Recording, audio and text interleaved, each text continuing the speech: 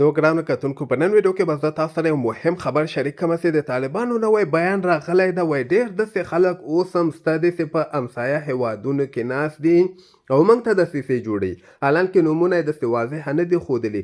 بل وایي دلته وګوره په افغانستان خاوره کې دغه ډرون تیاره چې کومه یوه ده دا څنګه دلته ګرځي څنګه بغیر اجازت نه افغانستان خاوره کې ګرځي، دلته څوک دغسې پرېږدي، دا کوم هیوادونه دي.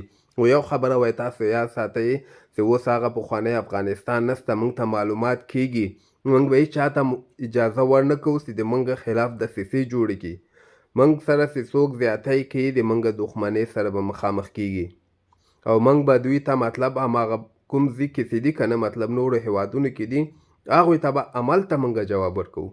داسې نه ده وایي اوس افغانستان بدل سوی ده او موږ هیڅ چاته هم اجازه نه ورکوو. داخل کې هم که څوک د موږ خلاف دی که نه هغه خو موږ بیخي نه پرېږدو، بلکې همسایه هیوادونه هم چې موږ سره که څوک ښه تعلقات لري موږ سره ښه تعلقات ساتو، که څوک را سره تعلقات خرابوي او په دې نیت باندې دي چې موږ ته ضرر راورسي، افغانانو ته ضرر ورسي، دا موږ وایو نه بخو، دا موږ وایو هېڅ صورت باندې نه بخو او موږ ته د هر شي معلومات کیږي. تاسو د دې په هکله باندې څه نظر لرئ؟ خپل نظر هم لاندې ما سره په کمنټ کې شریکولی شئ.